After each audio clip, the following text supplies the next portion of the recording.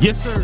Geeks all over the globe, guys. Welcome to a brand spanking new episode of Cuz We Geek, where we encourage you to stay geeks, man. Listen, your boy got the game shirt on today. Me, he don't play no games out here in the street. It's the boy Real. Joining me is the man, the power of the cuz. We got Will in the building. You know this man here, man. Fuels his power by cussing. That's Big J. And also joining me is the man who taught the kids in the neighborhood how to cartwheel, man. We got BA in the building, man. Listen. We got a good one for y'all today, man. Look, we got a action-packed show for y'all today, man. As y'all know, we had some trailers released. We're gonna get into that. Got a first look at a character we've been waiting on for the longest, man. We're gonna talk about that as well. The other news, other Marvel news, DC news, y'all already know how to go on the show, man. Listen, if you're into geek content, do us a favor, hit that subscribe button. Join us here every Tuesday evening, Saturday morning as we get our geek on. And also, too, man, everybody, please hit them likes for us today as we continue to try to build that algorithm to find more geeks like yourselves to join us here. And also, too, if you guys have any questions, any comments addressing us here on any of the topics that we bring up, go ahead and put that in the comment section and we'll address those at towards the end of the show. All right, fellas, let's get to it, man. We got a lot to get into today. So let's start it off like this, man. Let's start it off with the main topics. And I say topic with an S.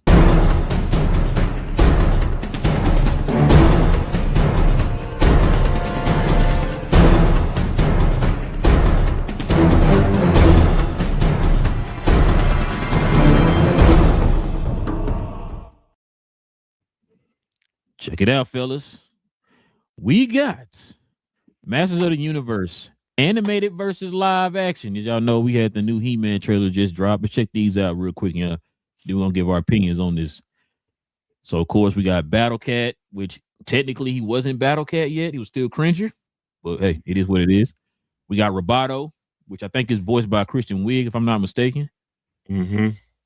Then we got Tila, got Man of Arms. Shout out to your boy Idris Elba, man. That's a bang on cast right there. And then of course you got the main man himself, He-Man, and Big J's favorite actor, Jared Leto, as Skeletor. All right, fellas. Cuz, what you think about this trailer, man? I, I like it. When they, to be honest, I thought they wasn't going to show He-Man truly. I thought it was going to go through the whole progression and then just cut it short of He-Man and save it for the next one. But absolutely loved it. While watching it, it definitely got me excited for the movie. Just going through this while watching it, it was like, yeah, this is going to be a fun watch. Just from just the trailer itself, it had me thinking that it's going to be a fun watch. When it comes to the costumes, the just the everything that they had going for it, it seems like they did a really good job for it. As far as just the animation, or not the animation, but the special effects that they had for it, the cinematography seems well shot, and then I think if they don't tell anybody that Jared Leto is Skeletor as much, I think more people will like it. Because to be honest, I absolutely forgot he was Skeletor. Me too.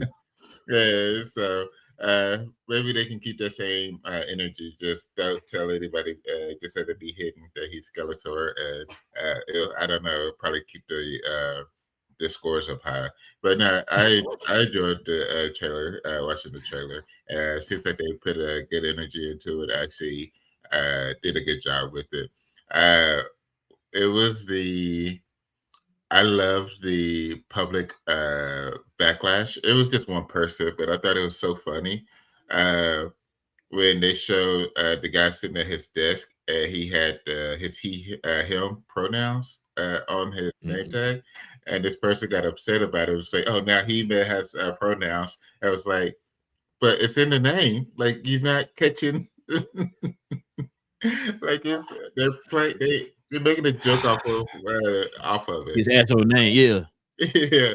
So it was just that. It's like just folks finding average, or there's no reason, but I really enjoyed it. It was just a subtle joke with it, just having his pronouns there, and that's who he's going to be. But it's just small things like that. I thought it was pretty entertaining within the trailer itself. So yeah, it's yeah, I think it's going to be a pretty fun watch. What you got, Big J? So you mean somebody on the internet got mad about something that's stupid for no apparent reason just because they always mad about everything all the time? It was Oh, Big surprising. That wasn't what that happened?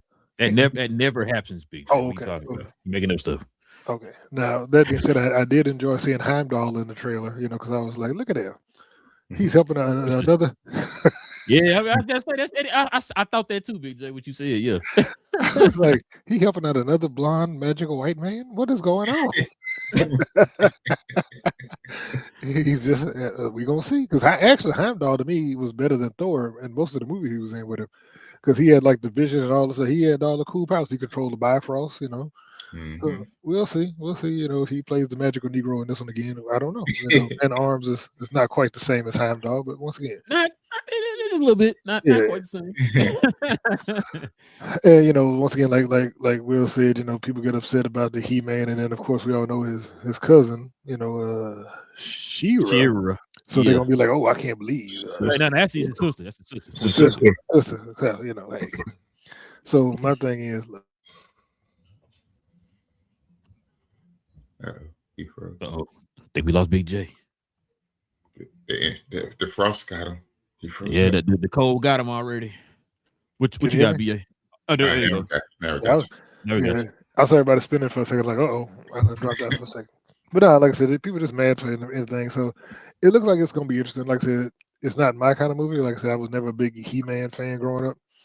That was more actually I had a cousin who was and all that, but I was just like, I was more Transformers and all the other stuff. So but we'll see. What you got, BA? So I will follow that up real quick. I was not a He-Man fan at all. This just wasn't my thing. The reiterations of it, I didn't necessarily gravitate towards at all.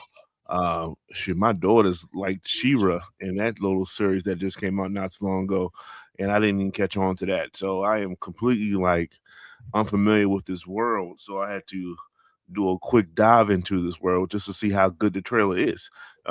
You don't know how good the trailer is until you understand the subject matter at hand.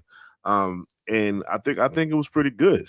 And then now that I have a background of what He-Man is and everything surrounded it, when I was watching the trailer, I noticed the Falcon at first. And I was like, okay, that must be the sorceress chick or whatever like that. I'm trying to, point, okay, that must be that must be that as I'm going along with it. I liked the skin of Skeletor. I like the fact that he has blue skin and not necessarily a costume or anything like that. That from what I heard from the people that was putting it together, they really, I don't know what they did to his skin, but it's blue, so it works. It goes with it, so it's not fake.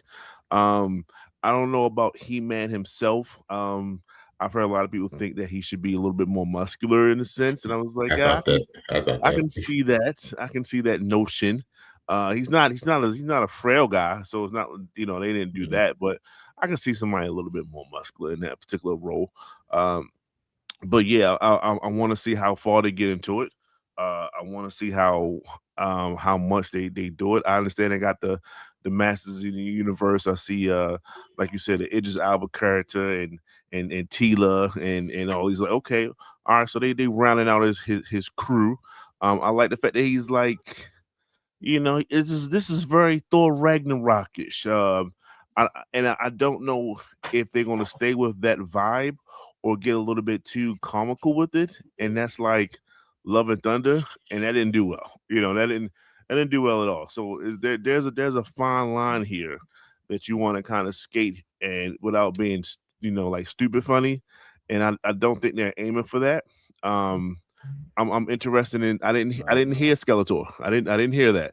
So I don't know his voice. I don't know if he's going to have that same relax, BJ. He-Man, the story, the cartoon, that pitch, that He-Man. I don't know if they're gonna have that because I don't think I can go through a whole hour and 45 minutes of that. That's for damn sure. But yeah, the Grayskull, the scenery, it looked very, very good. And I think that was the kind of the theme of the weekend. It was just certain trailers nailed just the overall aesthetics of everything, and I think this did that. Like I said, I didn't necessarily see every single scene when it comes to He-Man, but from what I was kind of gathering, I said, okay, I think that's a great skull, and that must be the headquarters of where things are in the world that they're at. And clearly it's going to be mainly there amongst the fantasy world versus the Earth world, and that's what you want to see. I think the '87 movie, it was they was cutting corners, so it was just strictly on Earth, so you didn't necessarily see the lore of everything. So they made sure that they're not doing that this time around. So I think they're just hitting on a lot of the good things about He-Man, and we'll see how the follow through is. But so far so good. I don't see any other villains, so I don't think they're going to have help me out here. Like, was it Borax or something like that? Like Hordak. Hordax.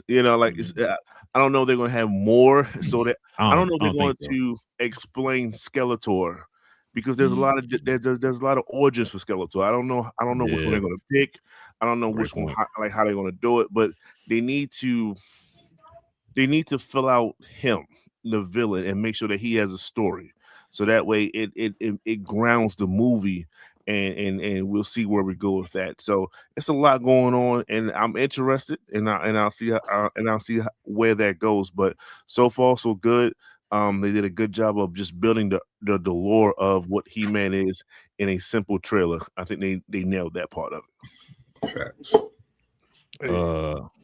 What's that, BJ? I was going to say two things. What BA was saying. One, the budget on that '87 movie was $22 million versus a worldwide gross of $17 million. So that's why we haven't seen another movie until now. But and then on top of that, they tried, BJ. They tried. But I was gonna say, and as far as your favorite actor, Rail, Jared Leto playing Skeletor, as long as he does the memes, the Skeletor, I want to hear the jokes on you. I want to hear all that in there, and then I'm ready. I will nominate him for an Oscar, and I'm sure you already used your vote for the Academy to nominate him for an Oscar. So go ahead, Rail. Listen, bro. Unlike these other two heathens on the show, I actually grew up with this show, man. As a kid, I had the Skeletor toy, I had the He-Man toy. I lost my He-Man toy. I was mad, so I ended up taking the head of Skeletor off. And my mama had bought me the He-Man bubble bath. The bubbles you put in your bath. I took the He-Man head off her and put it on Skeletor's body, and I had my He-Man. Long story. Can't believe I still remember that. Listen. You should forget that. Listen, I had tell that story again. All the goddamn stories. That's the one that the bubble bath. Understood. Hey, man, I was like 3 or 4 or something like that. I mean, you weren't that sophisticated at 3 years old. You take it. That was probably 12 or 13. He was middle school. So you was basically safe from Toy Story. You just did it in your own way. Understood.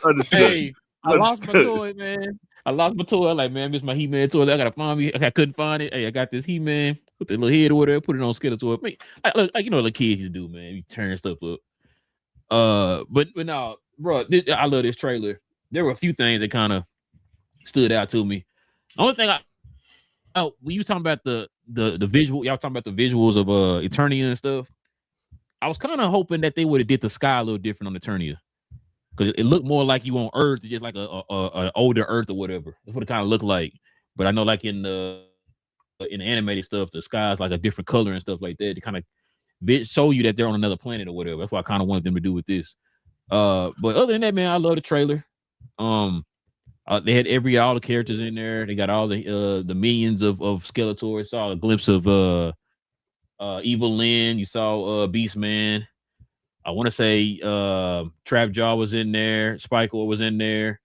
I feel like there's another bad guy in there. They kind of showed. I kind of missed. But was Mechaneck in there? Did I see that? I think he was. Yeah. Oh, I hate these Fisto things, was by in the there. way. Yeah, I was sitting Just there want to let wondering when you they showed know. Fisto do the uppercut. I'm like, are they gonna call him Fisto? What kind Or of they names gonna call him is man? Oh, Man of Fist or whatever. They should probably call him. I can't call him Man of Fist because they got Man of Arms.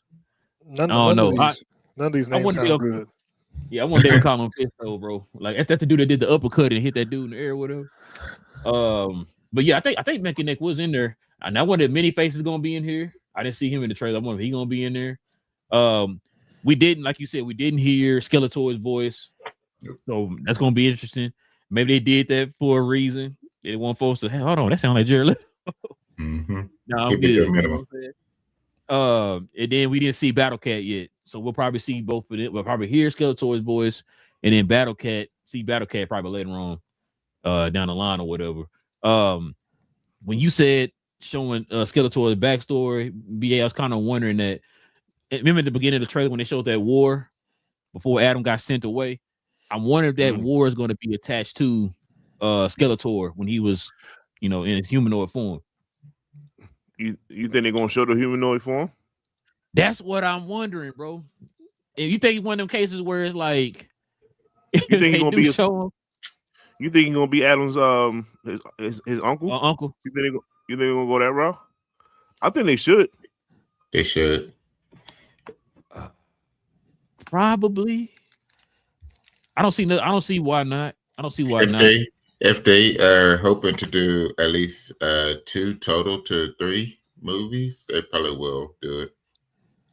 That's what I mean, go ahead, build it up now. I don't know. That's gonna be interesting because I was wondering too while I was seeing this trailer.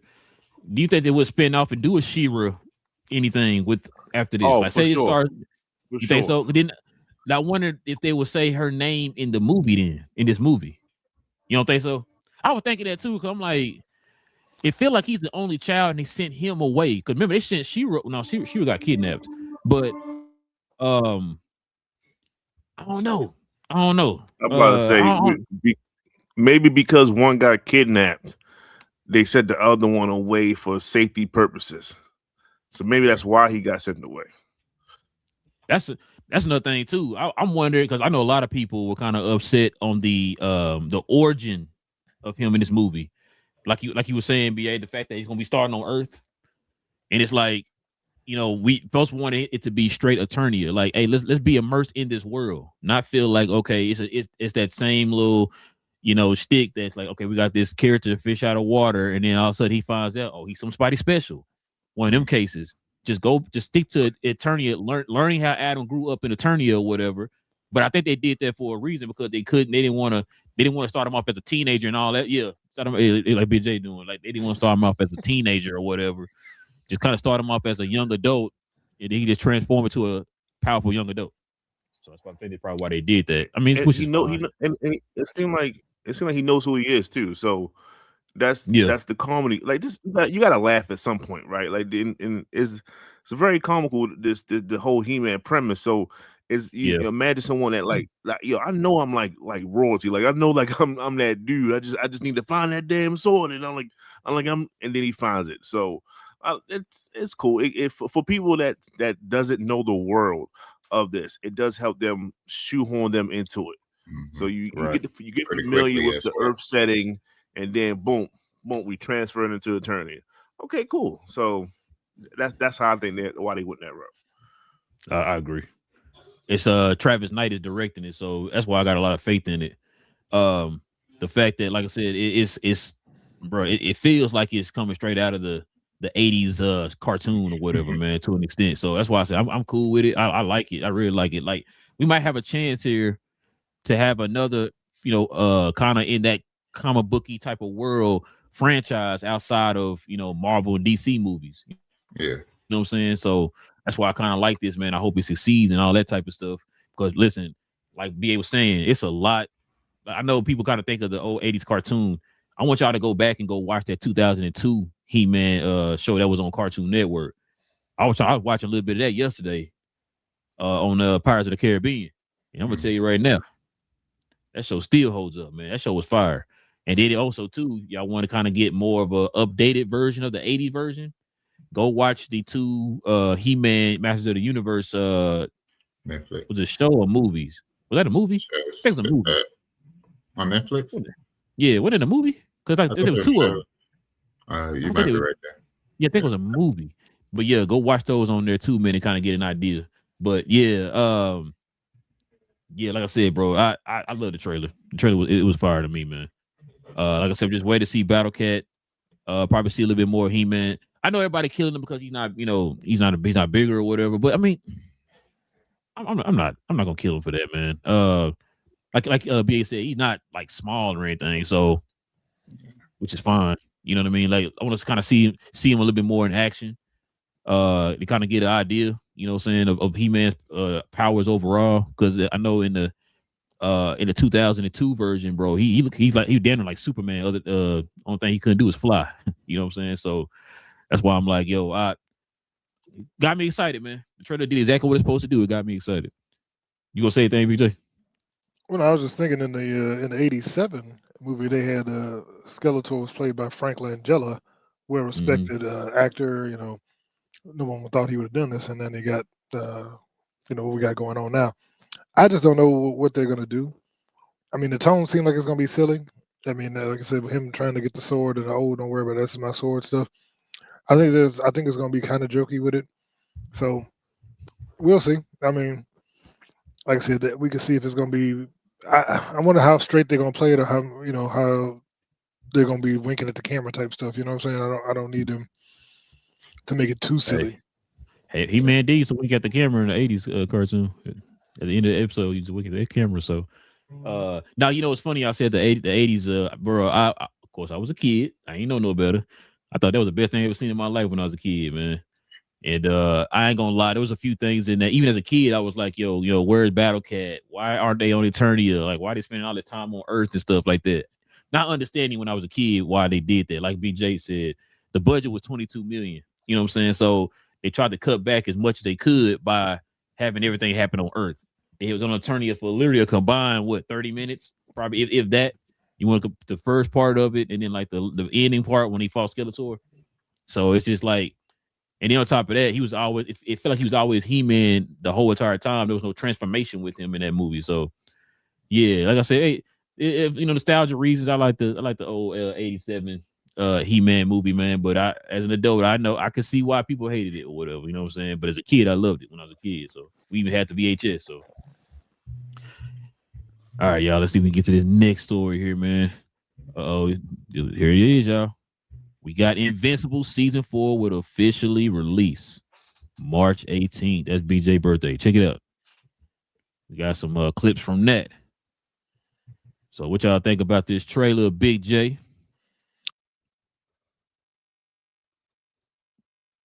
Somebody on mute. I said it looks good, like they're ramping up more and more. I saw we get Thrag is going to show up, looks like. The Grand Regent, and we're gonna see. I forgot what those the dinosaur-looking animals called. I forgot what they're called. The ones that can actually cut Viltrumites and hurt them and kill them. Oh crap! I almost had it. Yeah, I know you're talking about. Yeah, because Thrag and Battle Beast got attacked by them when they were having their one-on-one battle, and cutting Battle Beast and whatever, and then yeah. I don't want to give away the spoilers, but yeah. What the heck are those things called? I can't remember. That's what I'm trying to find the name. Now I was googling it. Bro, I hate when. Ragnar? What's the name? Ragnar? Yeah, Ragnar's. Yeah, Ragnar's. Yeah, so it looked like we're gonna see them because I saw them cut one of them, and then it looks like we're about to see the Viltrumite War. So all that's following the comic. It seems like following just like in the comic. But once again, where is Anissa? Because Anissa is supposed to come back before the Viltrumite War, and. Not to be all weird, but I'm saying just that I do believe they're gonna do it because they kind of hinted at it in the first one. They ain't cutting that. They don't cut nothing in Invincible. Invincible, that dude is murdering people. He was murdering people the first 6 minutes of the first episode. First of all, you talking about Lucy and Fallout is annoying. Yeah. Mark can be annoying. Her. You got Adam Eve now, man. Go ahead and stick with her, bro. You good, man. Adam Eve is his soulmate, but Anissa is coming for it. She said, "Look, I need to repopulate this Viltrum empire, so we can do this the easy way." Oh, you talking about her? Okay, I think what's the girl name? What's his ex name? Who you talking about? Mark's Oh, ex. What's her name? the black chick. I forgot her name. Oh, Yeah, Amber. My bad. Amber. Yeah, nobody Yeah. talking about her. I said Anissa. Yeah, I forgot. Yeah. I don't think they're gonna show it, BJ, but we'll see. They Could be hinted at it in wrong. the first one because remember when she was beating him up, he looked like he was struggling. So I think they're gonna show it. What you This got, is B? oh, go ahead. Oh, my bad. Go ahead. No, I was gonna say this is a Prime. Prime don't hold back. They show everything. So Mm-hmm. we've seen that on the boys and so like Hero Gasm and all that stuff they do. So they'll put anything on screen. Yeah. That's crazy. What you got, BA? I'd like to thank Big J for talking for 2 minutes. That way I was able to see the trailer just now. So thank you for that illustrious monologue you just gave. So that being said, it was is everything that I would expect Invincible to be.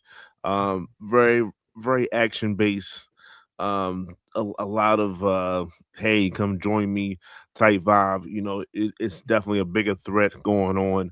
Um, just the relationships. You want to see what's going on with Adam and Eve, saying why is she having a power issue. Because you know that she's going to be needed with what's on the horizon. And then you've seen the big bad at the very end. You've seen Thrag pretty much get up off his chair because it's time to put in work. And like I said, I don't watch I haven't read the comic base of this, so but I know that Conquest was a monster in last season, and everyone was saying like, yeah, Conquest and Thragon, they're on two different levels. So and I was like, yo, that's I can't picture that in my head, like that level that you're speaking of. So when I see him get up like that, I say, yeah, it's gonna be a problem for a lot of people. And I want to see what they can do to stop that because I know damn well Grayson was it Grayson, right? Um Mm-hmm. he can't do this shit by himself. I'm sorry. I'm just he can't fight him by himself. Ain't no way he brother got past Conquest. So I don't see that happen unless he has some type of power up that I don't see I don't foresee it, but maybe it happens some kind of way. But no, it's supposed to do all those things as in the trailer. It's supposed to tease a whole bunch of different things so you can get the speculations and things. So I think they nailed it. It do like it's at certain points it seems like all hope is lost within the trailer itself.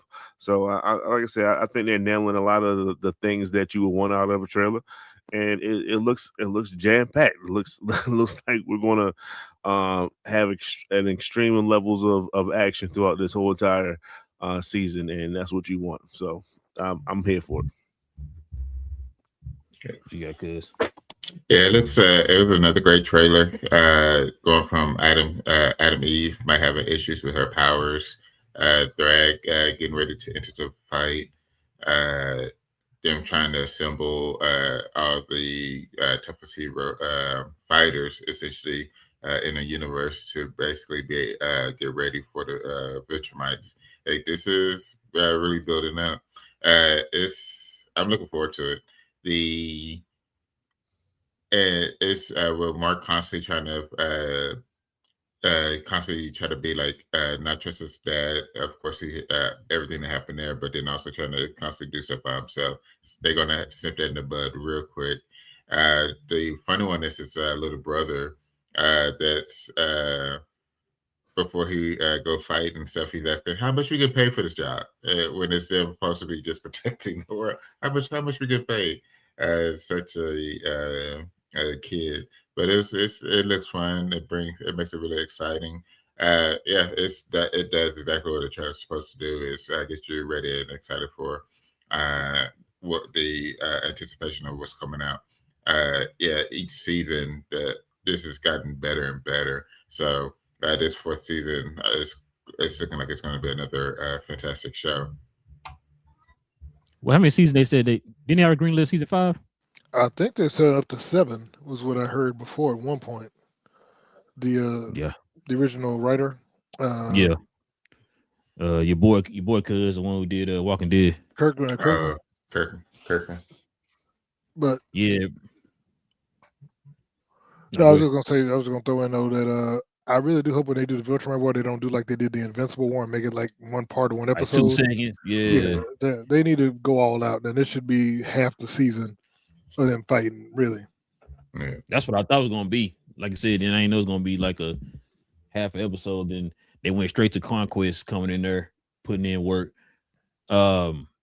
Yeah, got Dinosaurus in there too, man. Top of the screen right there, bro. They're gonna be in here, so that's gonna be interesting. Like I said, that you had the Invincible War, and now you're gonna have the Viltrumite War, which is supposed to be even more ruthless and bloody. You know what I'm saying? So I'm with you, Big J. Don't treat this as no, hey man, we got this little 5-minute war over here. Now let's get back to the overall story. Like that's a major part of the Invincible story, man, is the Viltrumite War. Now, even the Invincible War was part of that, was a major part of the story too. But don't treat the same way, like you said, don't treat the same way they did the Invincible War. Let's do that. Let's treat this Viltrumite War with due diligence. Some folks gonna die. Shout out to BA. But yeah, I'm ready for this season, bro. Like these trailers, man, got me hyped for these shows and these movies, man. I can't wait. Like you said, man, that's the first thing I thought about too when I saw this trailer, man. It was just flooded with action. So it's like, yo, we about to be a roller coaster ride, bro. I cannot wait, man. I can't wait. All right, y'all. Last but not least on these main topics, check it out. Let's get to it. Right here in BA's wheelhouse. First look at Star Wars Maul Shadow Lord. So let's check this out, y'all. So here are some of the visuals. I'm not gonna lie. This looks cinematic, man, with the visuals. So shout out to your boy Dave Filoni, man, BA. You know what I'm saying? And then check this out. Here's the schedule. So we got the release schedule. Episode 1 and 2, April 6th. Episode 3 and 4, April 13th. Episode 5 and 6, April 20th. Episode 7 and 8, day before Cud's birthday, April 27th. Episode 9 and 10, May 4th. That's crazy. The last 2 episodes on May 4th. 2 episodes every Monday. Yeah, they did. 2 episodes every Monday, and the finale premieres on May 4th. Let's go. All right, BA, what's on you? In Dave Filoni, we trust mine out here, man. You know, I want to start off by just saying that. And Filoni, we trust. This is one of those, I guess, episodic type of runs. Is right after Order 66, before the movie Solo. So we're in that range. We're seeing Darth Maul being one of the, I guess I ain't gonna say public enemy number 1, but he's up there. He's definitely on Sidious's radar because people are definitely coming after him. But this is the start of Crimson Dawn at the same time too. So it's a lot going on. He might have a new apprentice in this particular in the trailer. They know who he is. The setting, the scenery, the look of it. It's a blend of a different stuff. I looked into it. I was like, why does this look so real? It's a lot of realism, and they said they actually use like a lot of artwork, like physical. Someone sat down and created art, and then they animated it around it. So you're going to see visuals that's like real life stuff. Everything is not just AI and things like this in this. So they really sat down and did their homework of how do we get better. So if you look at from Clone Wars to Rebels to this series, there's a realism uptick here, and it just gets better and better. So what else can you ask for in that world? So we haven't really seen, I guess everything's based off of good guys in a sense. So, what are their thought process behind a lot of things? This is different. We're going to tap into the mind of Maul and see what he thinks about a lot of things. And I'm not going to say he's an anti-hero, but right now you might be seeing the development of an anti-villain, if that can make sense. He is a villain, but he's going to have some decent qualities, because he doesn't agree with the Empire. He doesn't like what's going on. He's been on the inside and he knows what they're trying to do.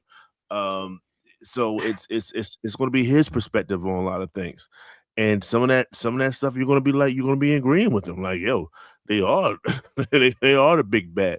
And I'm just a guy trying to do my own little thing over here. I mean, it's crime, but it ain't their crime. You know what I'm saying?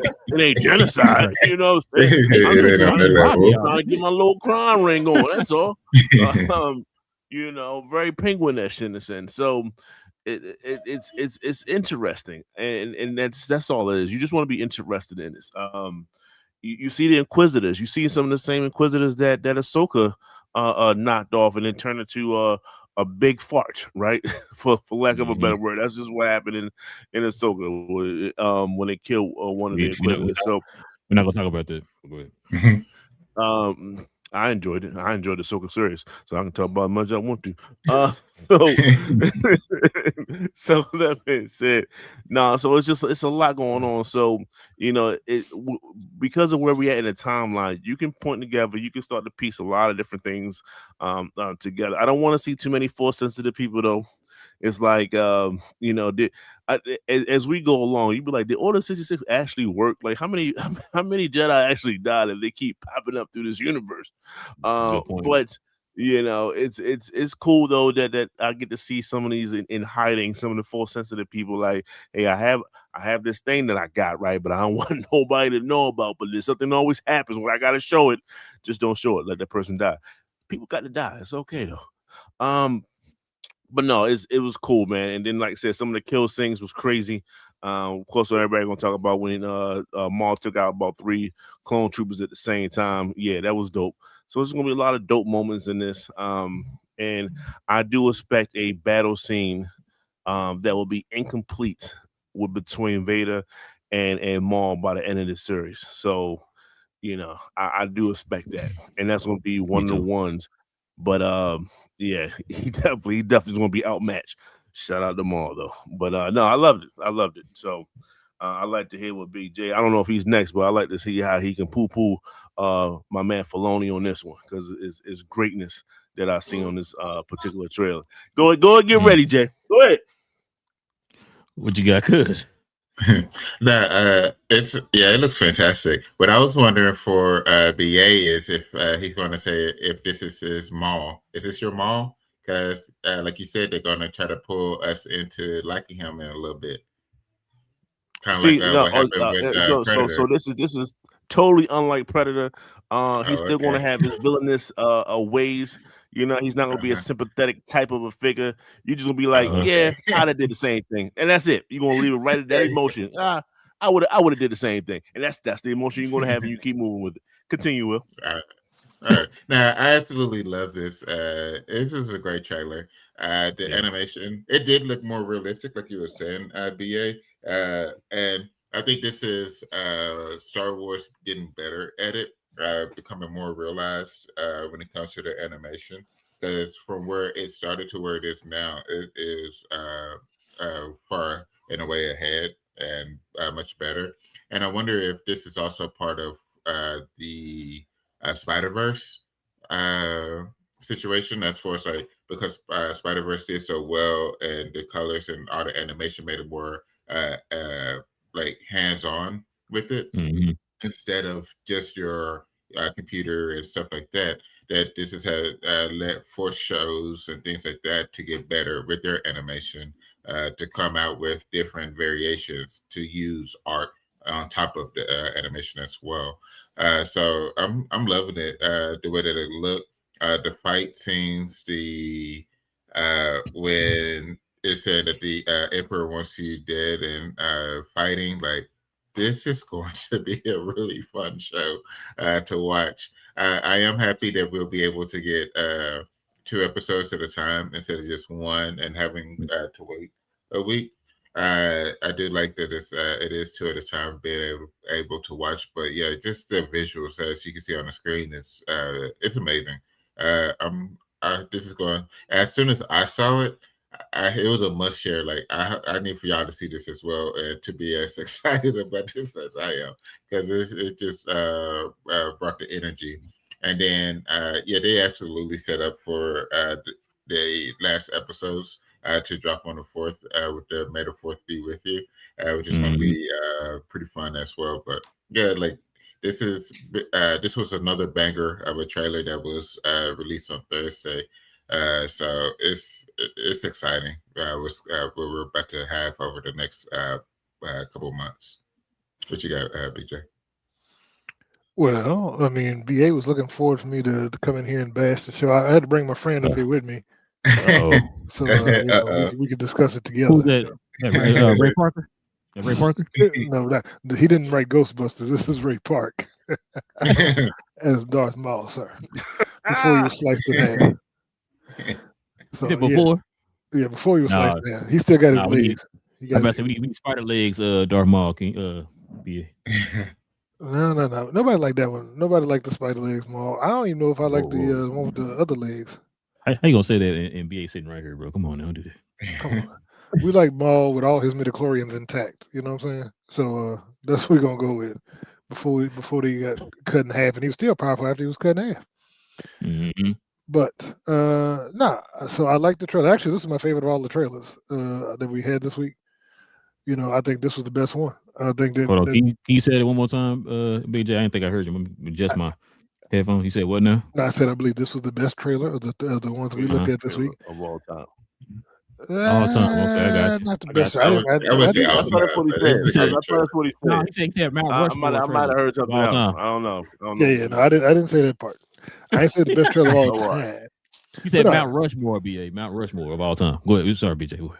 I thought, like I said, there was a lot of action, and they got Maul looking right where he comes in with the right amount of evil, but then he's also trying to seduce that woman he wants to be his Padawan and bring her to his side of the Force. He wants to show her, and that's the whole thing. Is his thing of him explaining to her, from his perspective and trying to bring her to his side. And we saw she's Force sensitive because she was pushing people when the guy tried to attack her. She Force pushed that dude off of the transport. So, like I said, it looks like it's going to be good.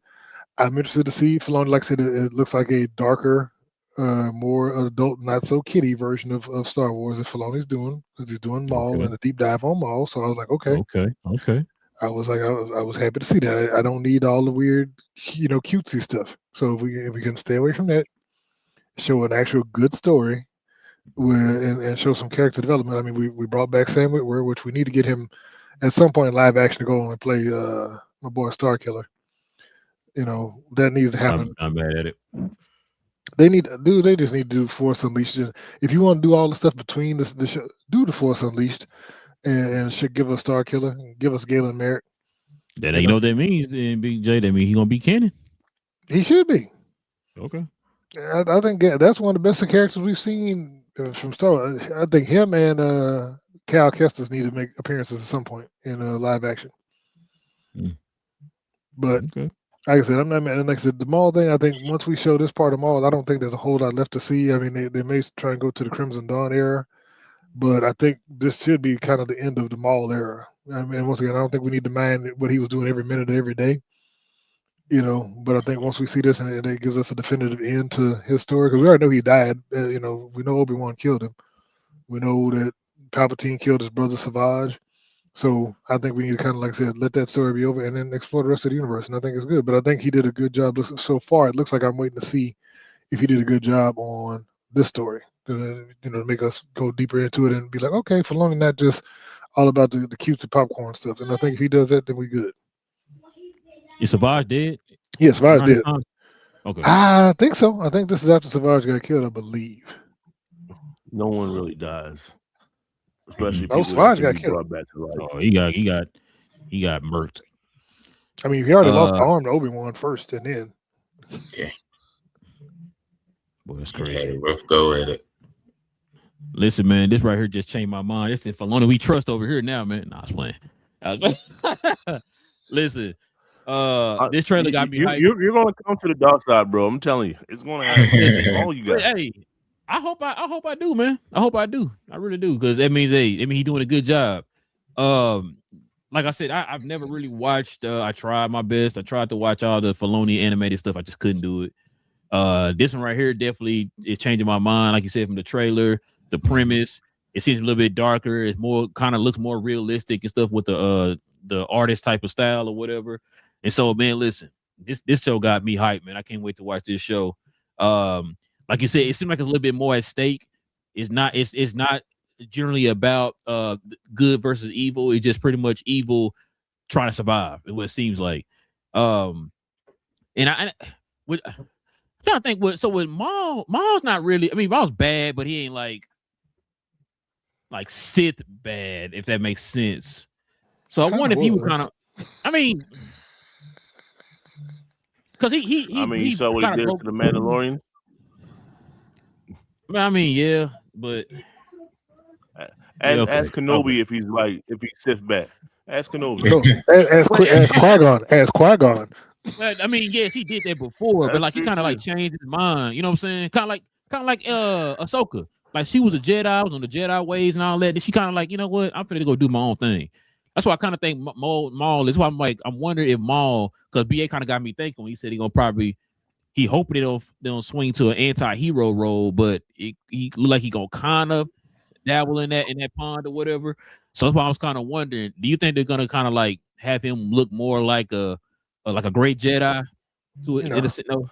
I think Maul's always been about vengeance ever since the thing. He built the criminal empire as a counter to both the Empire and the Jedi. The Jedi. But that's why he did the Crimson Dawn. Another thing with the Mandalorians, where he had he teamed up with I forgot the name of it, that group, the Death something, Death Squad, not Death Watch, yeah. Death Watch, right? Yeah, Death Watch, yeah. So when he teamed up with them, and that's why they started wearing the little spikes on the head to look like his head with the Zabrak horns. But I think the thing is, how that work out? Well, I mean, hey, we saw the last one was what's the name? Moff Gideon had the little outfit, and then he got killed. But hey, yeah, the explosion and the fire and the death, and the death. Fire and the death and the dying and all that. Outside of that, fluids leaving his body. I think. Hey, he was alive in his last season, bro.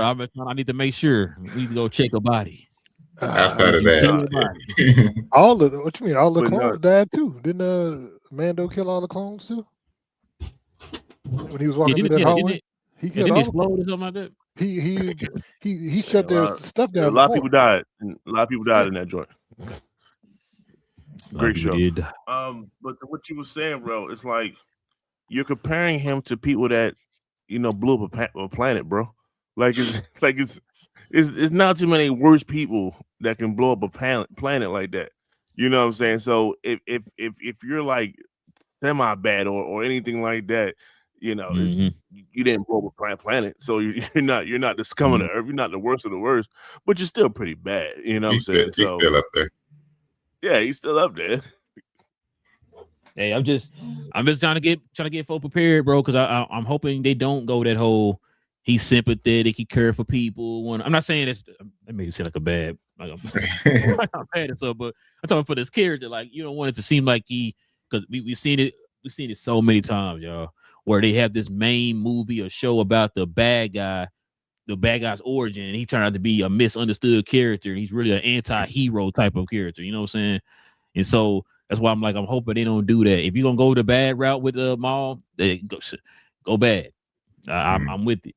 But just if you're talking about going that route of the quote unquote anti-hero, then does that make him not more of a Sith but more of a great Jedi? You know what I'm saying? Like what does that do? But y'all saying they're gonna probably swing more towards because of the continuous story after this. So I guess he is probably still more of a Sith. So I mean, Sith are selfish in ways. So it does make sense that one trying to kill the other is what they do. It's why they come in. That's why they started moving in packs of just two. An apprentice and his master or whatever. And the apprentice takes over, kills the master, and then takes over. He becomes the master, and he gets an apprentice. Kind of like what Maul's probably gonna end up doing in this show. What you got, BJ? So you said that they destroyed a planet, right? I believe that was B8 mentioned that. But then we also look at what they did to Mandalore, what they did to what was that, Geonosis, where they made the clones. Like he ain't destroyed one planet. The Emperor and the Empire destroyed a lot of planets. They killed a lot of people. Lot. So it's not just like did you forget what's her name? Princess Leia's home? And Alderaan? I thought this was. I thought Alderaan. that's what he's talking about at first. Yeah, I thought he was Alderaan talking- I got thought he was talking- Yeah, I I didn't thought say he that was- planet. talking about I just kept it real. I kept it real generic. But yes, like multiple joints. Yes, we yes they ruthless for a reason. You know what I'm saying? they- So yeah, Darth Maul is not that ruthless, but I mean, yeah, he might not be the worst of the worst, but he's still worse. He's still part of it. Hold on. Nah, he BA, just- first of all, the Emperor is not bad. He just misunderstood, bro. Okay? you just not understanding him right. That's all. You need to stop watching Robot Chicken version of the Emperor. That's the part. You've been watching that version of the Emperor. Where he just Bro, I used to love that Robot Chicken, bro. That's love. This was my show back in the day, bro. when he started crying. Oh no, he's crying about Yeah. about anime. Hey. I gonna make a watch that, bro. I had season. What I had, cuz I had like season 1 through I think 3 on DVD, bro. The set, I think, bro. I used to watch them every day, bro. Oh, I that's used to funny, love man. Robot Chicken. This Star Wars stuff kill me, man. Bro, they be having them on YouTube and stuff, man, and on HBO. Go watch the Star Wars specials and all that stuff. All right. I watched all of them. Yeah, it'd be pretty funny, bro. All right, y'all. Let's go ahead and turn the page to these quick hits, man. We still got a lot to talk about. So check this out. Let's do it.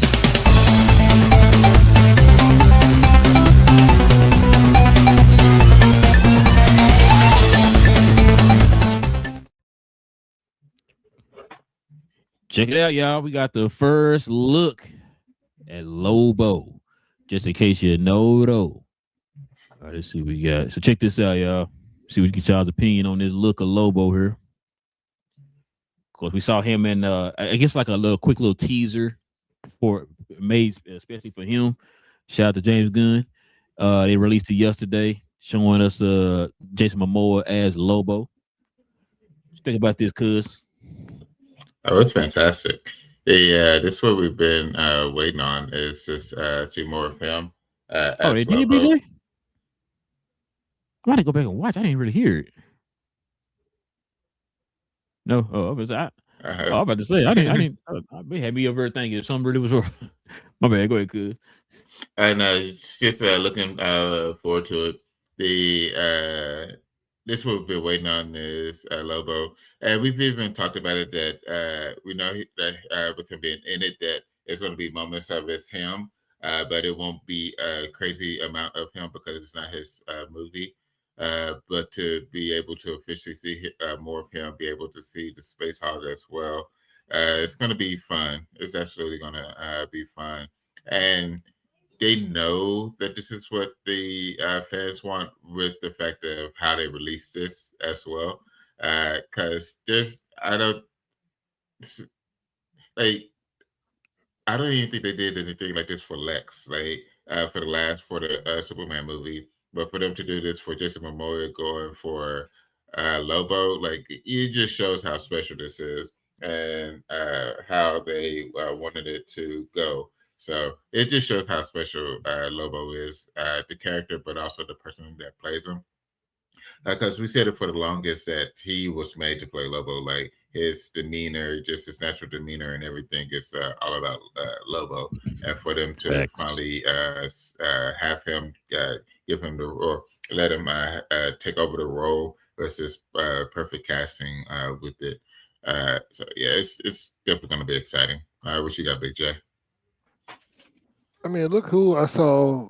I think there was two different videos that they dropped yesterday, because they did a thing where they showed him walking out the trailer, getting on his actual, I think, motorcycle and driving off, and then they showed like a little clips of him as Lobo. But then I saw another thing that they dropped where they intercut the scene from Supergirl in the bar, telling this ain't gonna go well for you guys. And then I think it was two different drops showing him, and then that was more of an extended cut of the bike and stuff, and him on his space motorcycle riding around, trying to be Lobo cool, So like I said, it'd be cool. Man, once again, that just looks like Jason Momoa being Jason Momoa. So it just looks like he was born to be that anyway. So, thanks. What you got, BA?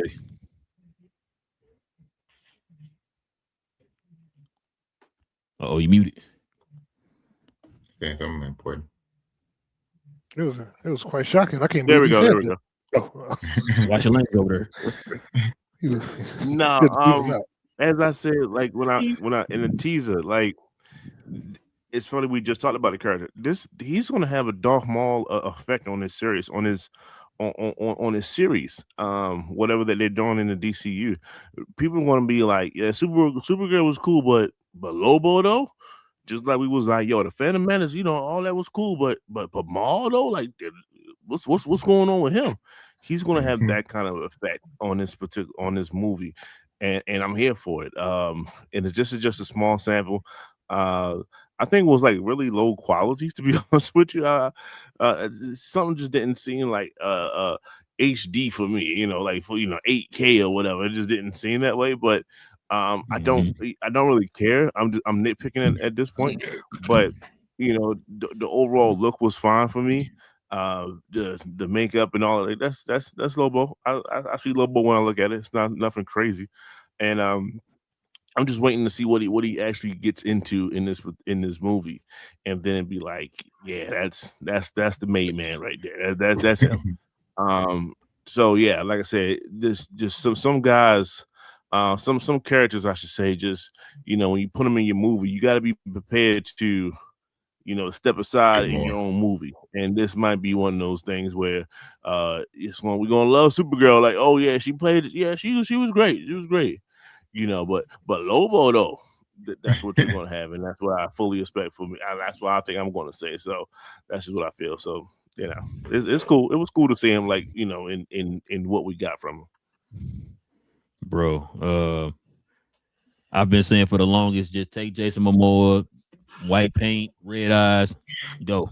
And exactly what they did, man. We didn't really get to hear him just talk like that. I think he had like a little laugh and put the little cigar, or hit the cigar in his mouth and just rolled off or whatever. So we didn't really get a full Lobo type of anything from him yet. But I think we got the bike, we got the chain, we got the look. Just kind of give people a little teaser. Cause I remember there were some people that were talking about that they were trying to leak his image or whatever out before, and I think they said the reason why they were unable to do that is because they had on a closed set to where they didn't get to see Lobo. You couldn't really see him like that. So because they wanted to save it for this moment like this, you know what I'm saying? Show it for the people like this the right way they should do it. But I'm cool with it, man. I'm cool with it. I think everybody named Mom already knew he was meant for this role, bro. Like certain people are born for a certain role, and he was born for this role. Like, I'm with BA. I think he's gonna steal the movie. I think it's to the point that I won't be surprised we see a Lobo show or a Lobo movie or something down the line, bro. So I think that's how big of a character he's gonna be in this little small sample that he's gonna give us here in Supergirl. So I can't wait for that. I can't wait. All right, y'all. Let's see what we got up here next, man. This is Big J favorite subject right here, bro. I know he waiting on this. So Christina Hodgson is officially writing the script for Batman Brave and the Bold. So check this out. Oh, my bad. I'm just gonna click on that. It says she previously wrote The Flash and Birds of Prey. De Muschietti, the director of The Flash, is still set to direct. Go ahead, Big J. So yeah, we just talked about her two last great hits. I'm waiting to see if she's gonna keep putting out these bangers like she has with her past works. So yeah, I couldn't think of a better writer besides maybe anybody to help this project, and I'm glad they got confidence. I'm glad they got confidence and keep going back to the well, hoping that third time's a charm, that she'll write something that's actually good for once. But hey, I know, like I said, in James Gunn, you trust. You said everything he does is right, and all his decisions are great. So yeah, we'll see.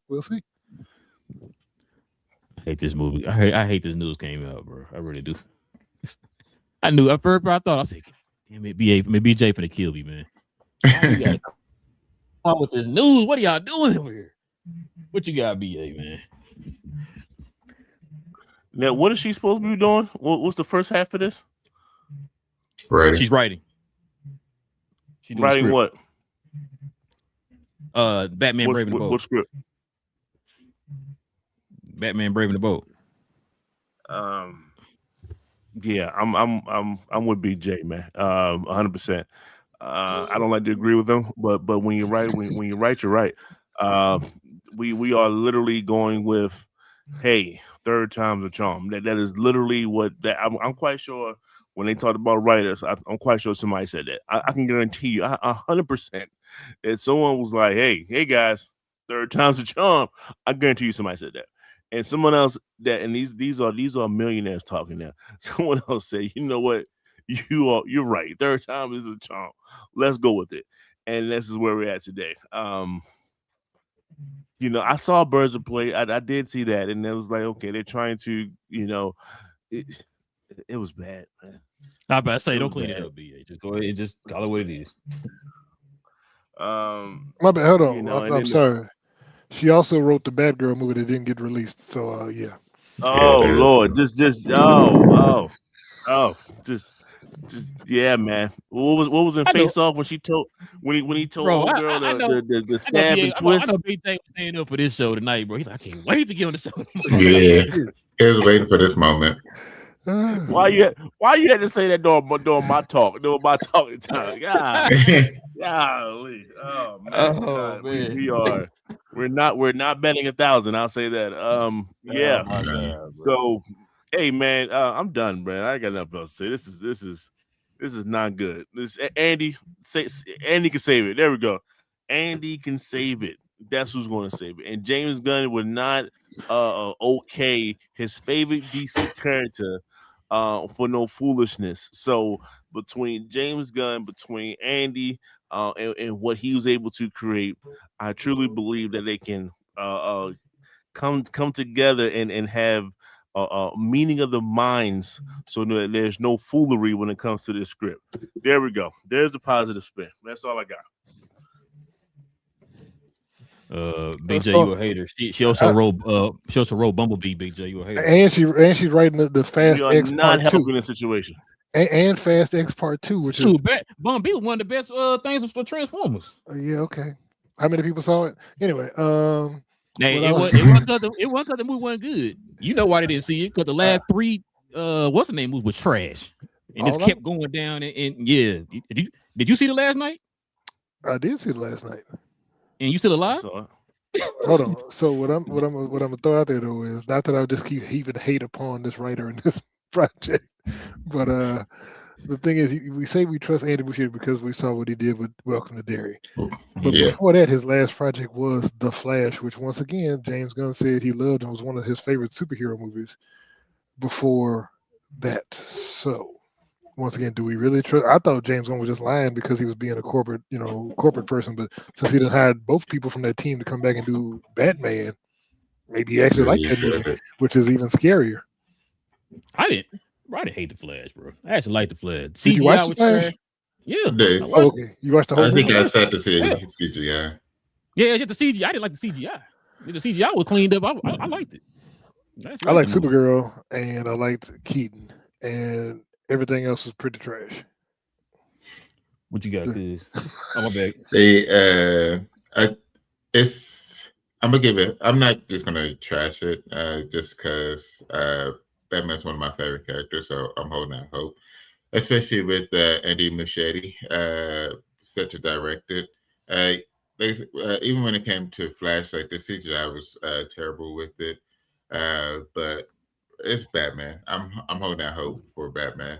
And we all saw what he did with Welcome to Derry. Yes, it was already written and everything else, but you still had to put it onto the screen. And we saw that Welcome to Derry was a black show, and he did a very good job with it. So I think he could do a very good job when it comes to Batman as well. It is. I was hoping that it would have been a team effort when it came to writing Brave and the Bold, just because I would have hoped that it would have been able to have different ideas to come to it, especially since they're waiting to do to have it set up because they're waiting for the Batman, everything to happen with the Batman to go through before they were to start on it. So that's what part of why I was hoping that they would have did it more of a team because they do want to use different ideas that wouldn't be the same as the Batman. But yeah, it's I'm gonna hold that hope. It just shows that he really did enjoy the Flash.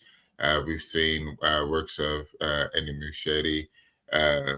We know, and if you dwell on the fact that he was part of the Flash as well, that was controversial as far as everyone.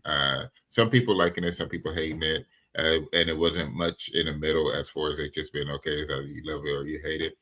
I think you got to treat you also have to throw Derry in it as well, and Derry was a highly rated TV show, so it shows what he can do. So that's where I say where the balance comes in. So that's where my hope comes in. Is the fact that his most recent project was a fantastic project. What you got? BJ said everybody hate the Flash, yet he got an 81% audience score. To me, like I said, to me, it was the CGI. That's what I said. Oh, the sky. That's what 81% said nostalgia. I got you. Yeah, no, I agree because, like I said, I like the movie. I didn't like the CGI. CGI could have been cleaned up a little bit more, but I did like the movie. For the writer, we're going to have to see how this goes. I'm kind of confused on why they're just now starting on the script. I thought they already started on the script. Like, what's going on? Like, why are we just now hearing about this? As a matter of fact, didn't they? I thought they already had it completed. Well, no, not completed. No, I know they didn't have it completed. What's that framework thing called?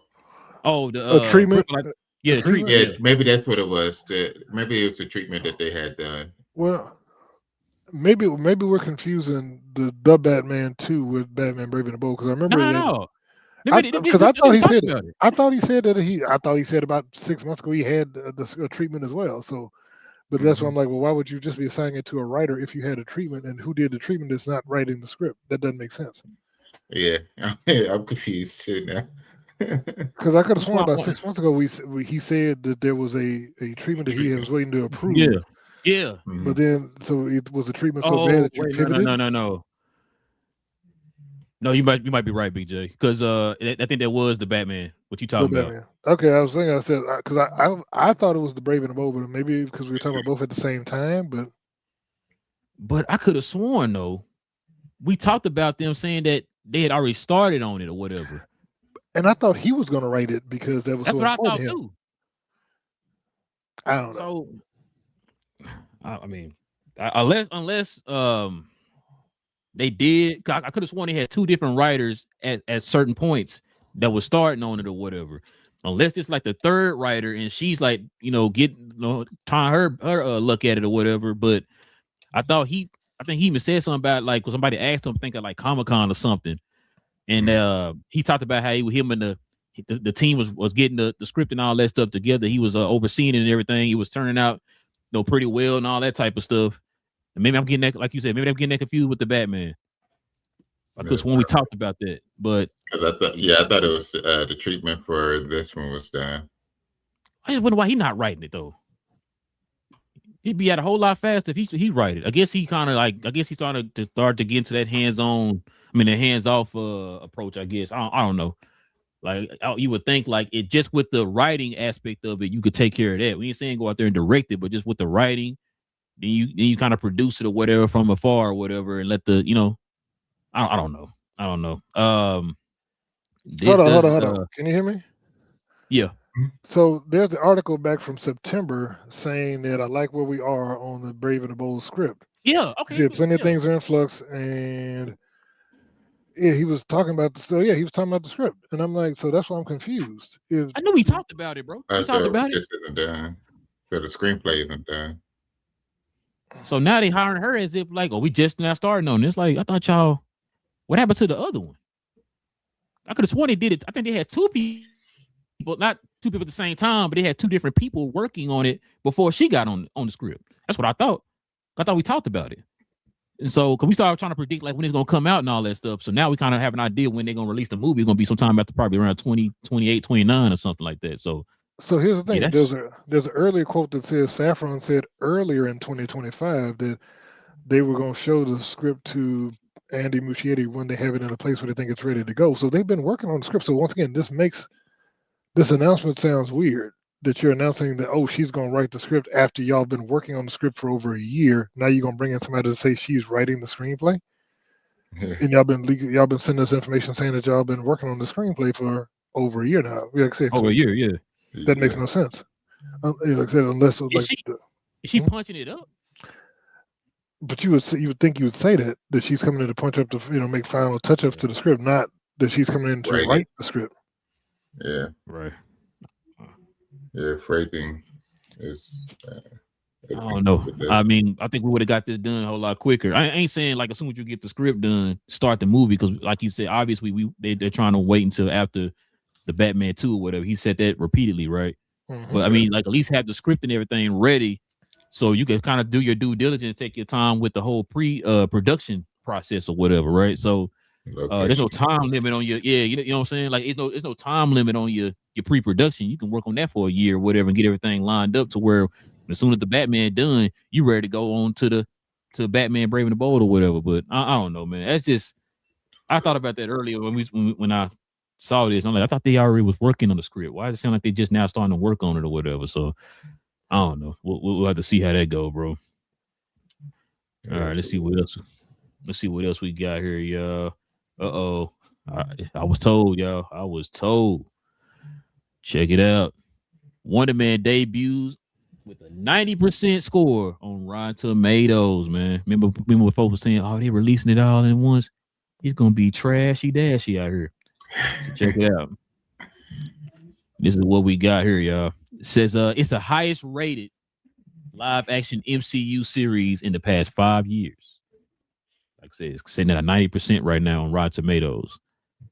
What you think about this, cuz? The fact that Daredevil didn't reach that level is fascinating, and for this to be rated higher than Daredevil makes you see like, oh, this is next level. That makes me happy to see. We've been looking forward to the show, even though it felt like it had the feeling that Disney was trying to undercut it for the most part, like the releasing all at one time. It didn't get the same TV spots that some of the other shows would have gotten, when this guy can actually end up playing a major role within the MCU moving forward. So you would think that they would give it the TV spots. So yeah, this makes me happy to be able to see. And we've even talked about it as well. Like their first teasers that we got on it didn't really have you hyped up for it. But as soon as they actually dropped the real trailer a couple of weeks ago, at that point, everybody was like, "Oh, okay, now, see, this is the trailer we've been waiting for. Now I'm ready to watch this show." And then now we got the 90% on Rotten Tomatoes, like it's tracking. It had a great trailer.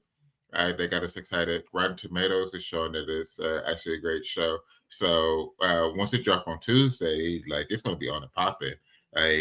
We say that we only going to watch just 2 episodes, but don't let this freeze in Texas last a little bit longer. Go ahead. You might be on to something. Wait, hold on. When is it? What time is it released? I think like at 8 or so. It's going to be pretty late. So yeah, we're by the time we do our show, it'll be pretty late. But still, just the overall of it, it's really exciting to see that that this is moving in the right direction. And we've talked about like even for the casting of the main stars in it, they're great actors. So if you have a combination of great actors, if you have great writing on top of it, you have the recipe of something being great. And that's what it looks like they have is the recipe well put together to be able to do it. So this is exciting. It's really happening. We're just a few days away to be able to enjoy it. So I'm happy about that. What you got, Big J? Oh, you muted. Ever since we got that trailer, the real trailer, I've been hyped. I was interested when I saw the initial stuff, just because once again when we get Trevor Slattery back, I like the dude that's playing the director. I liked him ever since I saw him in 2012. Superman. No, I said 2012.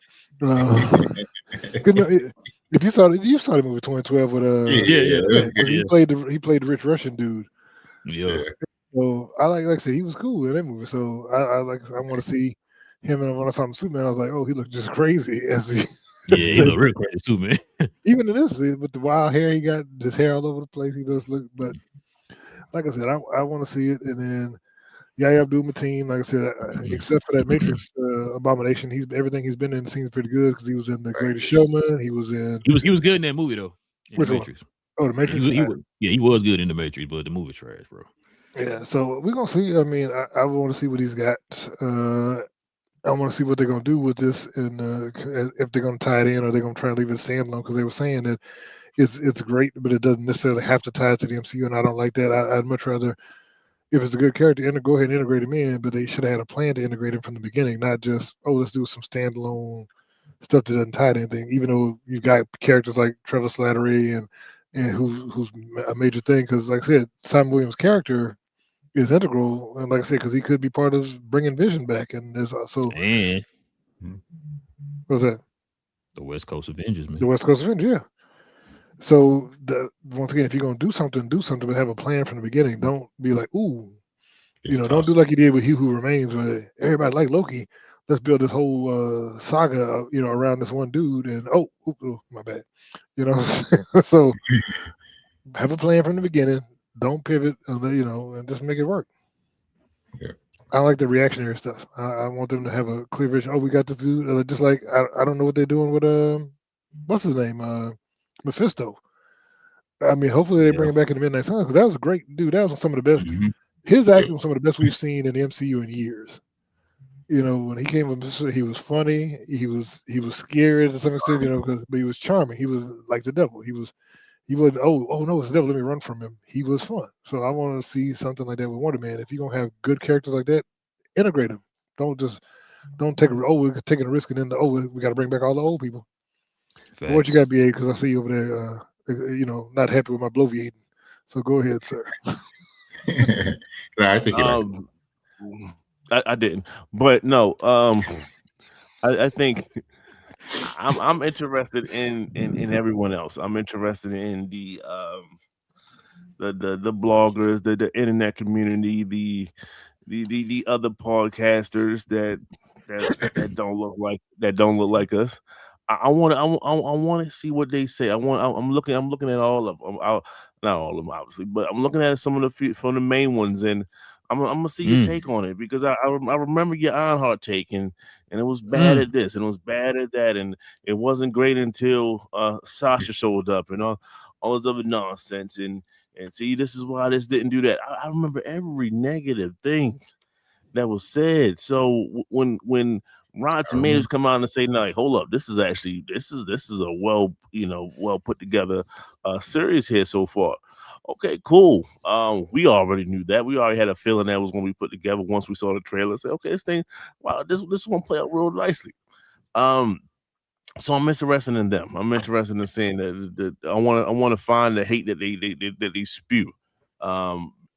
It's just coming all out on one day, so you know what that means, and all that negative rhetoric. Like that's what I want here. I want to see that all that rigmarole. I want to see all that when this actually premieres and it's like, yo, this is actually a good series, so on and so forth. So that's just what that's what I'm interested in. I do believe that this is going to be a good series. I do believe that it's going to be one of those ones where even if they didn't have the plans for Wonder Man, like kind of what y'all was saying, we're going to make some plans for Wonder Man. We're going to make some things happen for him, even if it's a end credit scene. You're going to see him again real soon. We're going to bounce off this success that we're having here, and that's just what I want. I want to see those crocodile tears and all that from these other people that straight poo this from jump. Wonder Man, who the hell asked for Wonder Man? I remember it all, man.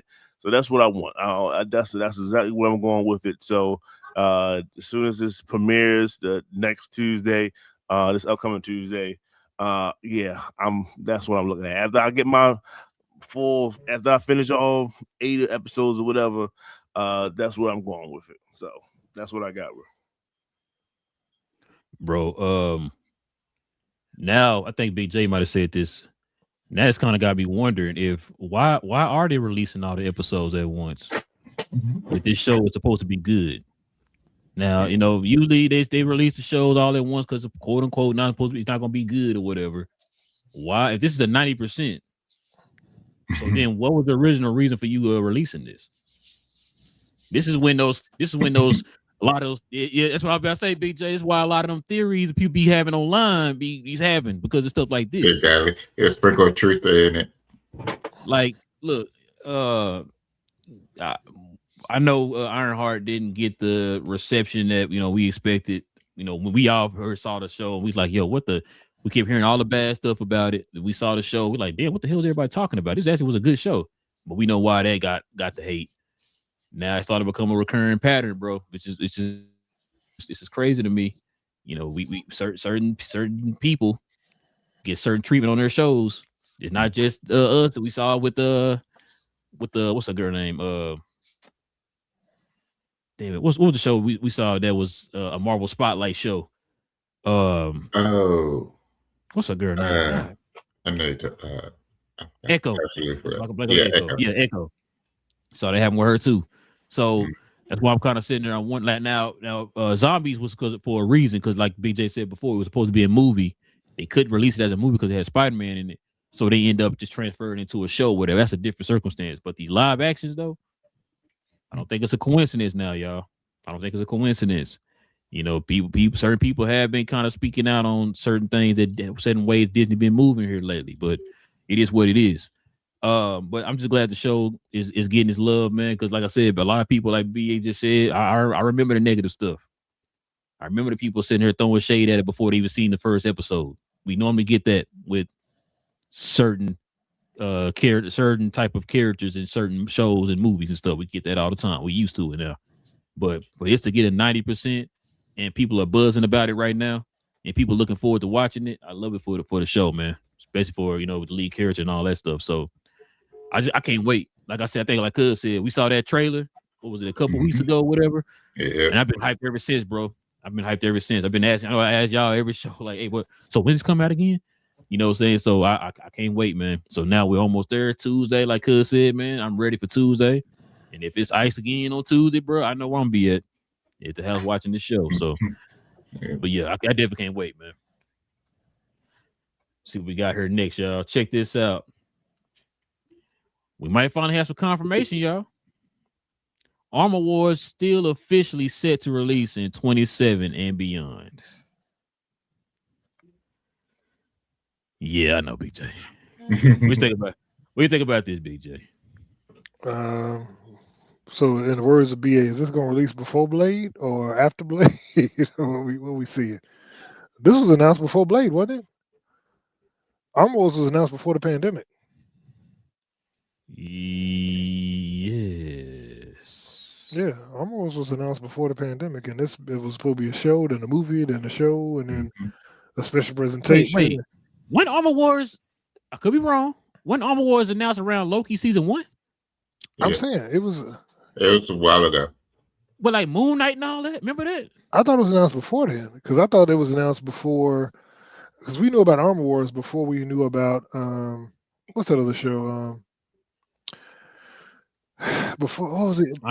No, not Iron Man, but the Captain America and the Winter Soldier. Before Falcon and Winter Soldier. But it was they were announced about before. It was they announced about the same time, and that was before the. Yeah, that was. I thought they announced it I thought this announced it way back when Moon Knight came out. Well, Moon Knight came out a couple years ago. It's been a while for Moon Knight now. Was originally announced by Kevin Feige on December 10th, 2020, during Disney Investor Day. 2020. So during the pandemic. Not before. Dang, well, I feel like it's been longer than that, bro. So hold on, so it came out. So time has changed since the pandemic. Yes. The pandemic lasted 12 years. 2020 lasted 12 years. It really did. We had a leap year and everything in there. I was gonna say because dang, Blade got announced in what 18, 19? 19. But anyway, go ahead, BJ. You were saying? No, I mean, we don't even know what it is anymore. Is it going to be a show? Is it going to be a movie? Is it supposed to be about? It was supposed to be about all the Good armor point. that Tony had that was just loose in the world, and all the people who were inspired by Tony stuff and Ironheart stuff. So Ironheart was supposed to be in it. Rhodey's supposed to be in it. There's Yep. supposed to be some other rogue, people in it. What's his name? Justin Hammer. Yeah, thank you, Justin Hammer. Was supposed to be in it too. Maybe what's that kid name? The kid from Iron Man 3? Yeah, I think he was supposed to be in it too. Yeah. Who? What'd you say? Was it Harley Yeah. Keener or something? No, I didn't say his name. I was just saying he's supposed to be in it too. Oh yeah. Yeah. So I don't know. We'll see. I don't know how this show didn't come out, a movie or whatever, bro. This is the premise alone is interesting, bro. Like Tony been dead for a while. Like we need to find out who's out there controlling his armor and stuff. I know his armor is sitting around somewhere. Who has all that? That's the problem, though. It's kind of late to be doing a show now because, like I said, he's been dead now for almost 10 years. And we're gonna have him as Doom, so it's like, so they're not gonna really make no sense. But I mean, if they can find an interesting way to explain it, it'd be. I mean, go ahead, I guess. But what you got, BA? This is man, we got Don Cheadle, man. He's 61 years old. By the time this comes out, he might be 63, pushing 64. It'd be like Sam Jackson all over again. I'm not here for it, dog. Don Cheadle looks old, man. Even when he don't want to look old, he looks old. I don't know why.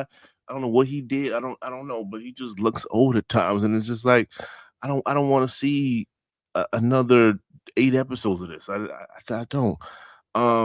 So no, they might recast it. There's always a possibility, right? Probably not. New Rhodey, new Iron Man.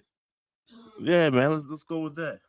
That might be just me. I might be just like I'm out of the Cheadle being.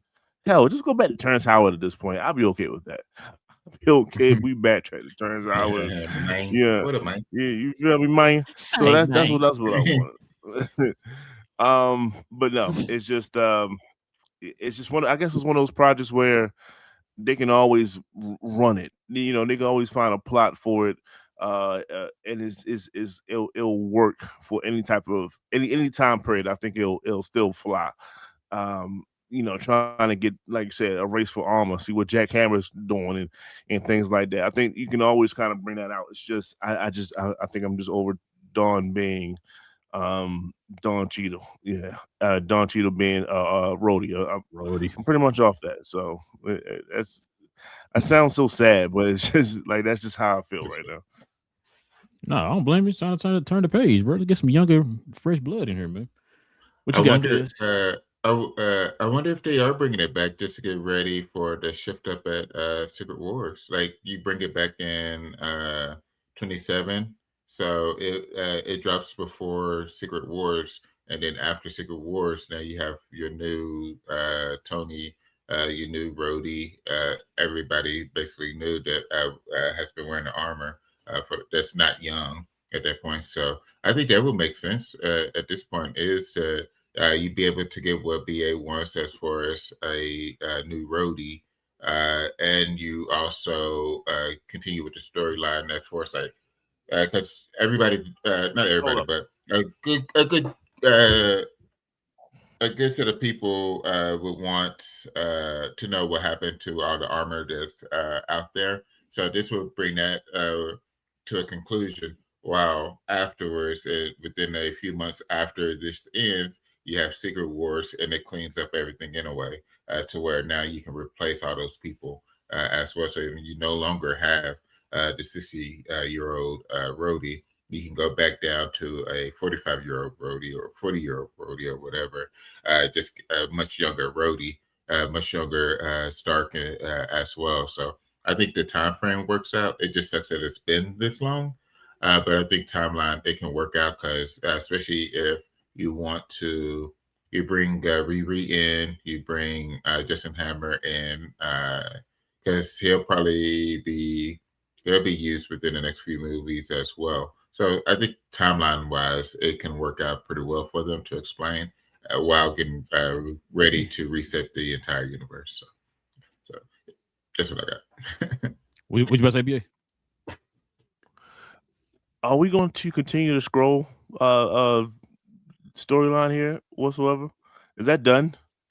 Is that over? I was I wondering heard, about that. I heard rumors Because if that you're they gonna was gonna. if you're gonna have him, if you're gonna have Rhodey, like, then you gotta kind of talk about the scrolls. And I just think that's one of the things that which they want to kind of forget and bury.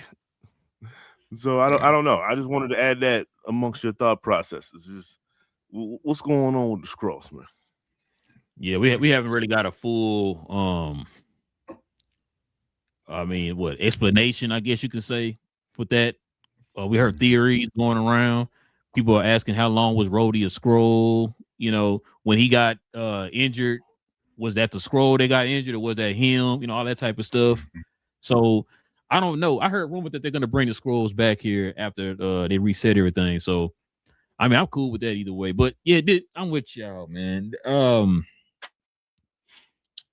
Would I be mad if they came out with an Armor War? No, I would not be mad. You know, we'll watch it, we'll talk about it, all that type of stuff. But if you asking me, hey, should you come out with it? I need to, you know what?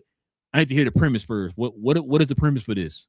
Like what's the story going to be consist of? Because like I said, I think originally they were talking about it was going to be, you know, just like you remember how in what was it, Spider-Man Spider-Man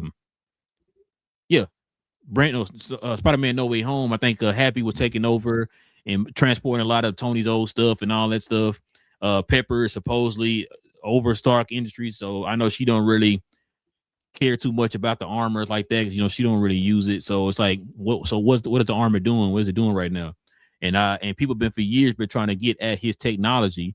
So it'd be an interesting way to see, like you said, Justin Hammer or somebody like that trying to get at Tony's armor or whatever. But Rhodey is the one who's keeping the armor out of harm's way or whatever. So I'd be interested with that story, man. But like I said, if they don't come out with the movie or show or whatever, I'm not flipping tables or nothing, because I feel like it should have came out years ago, in my opinion. But we'll see. It's like I said, it's an interesting premise. Probably something they should have just tackled probably as soon as Tony died, somewhere close around maybe 3 to 4 years around the time he died or whatever. So, but we'll see how that go, man. All right, fellas. Last but not least, got one more here. Check this out. Daredevil Born Again season 3 will reportedly film from March to July 2026. I think we just talked about this last show, I think. When they're gonna do episode 3. So that means season 3, which means that this actually is going to release next year. Yeah. So they are making it every year or whatever. So yeah, so this comes out after Doomsday, like we kind of predicted or whatever. But what you got, Big J? No, that's cool. I mean, yeah, if they're gonna give us consistent, they need to do it with all the shows. It shouldn't take 2 to 3 years between seasons, and if they show that they can do that consistently, then that's what we need to see. But I think that's why I think that we've seen that change since Brad Winderbaum took over. That he's actually running it like a television studio and a television network, not because the streaming services had this weird thing where they wait to green light the next season, and so they got to let everybody go take on extra projects, and then we got to get everybody together 3 years later, and that's how you get Stranger Things taking 40 years to do 5 seasons, and the kids got grandkids in there all of a sudden, I was gonna say, so no word, BJ. You saying in Winterbaum we trust? Hey, so far, I mean, Winterbaum wasn't he wasn't in charge of the Wonder Man. That was before his time, and I think same thing with other stuff. He's more newer. Yeah, that was all the Chapek stuff. So I think this will be the first thing that was 100% his, because even Daredevil season 1, it wasn't his. It wasn't his. So we'll see. What you got, BA?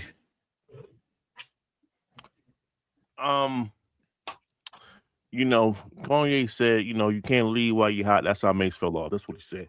And I say that to say you can't have long pauses, long breaks, years in between your projects. You can't do that.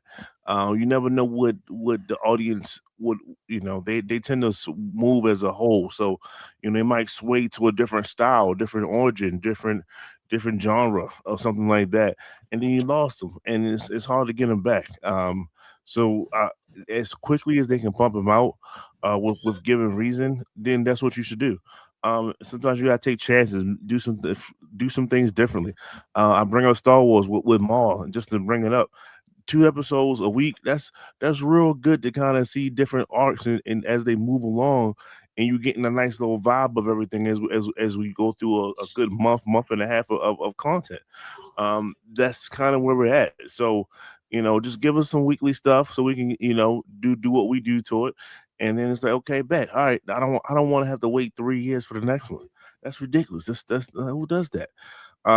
That's not the way of our society and just kind of how we move. We're in a microwave society where the faster it gets out, but it still needs to be high quality at the same time. So I'm not saying that job is easy. It's just that you gotta focus on certain things. So I say all that to say, just don't be Matt Reeves. Just don't be Matt Reeves. And everything should fall underneath of it. So I'm I'm glad that they started to do it already. They already know it's going to be a hit.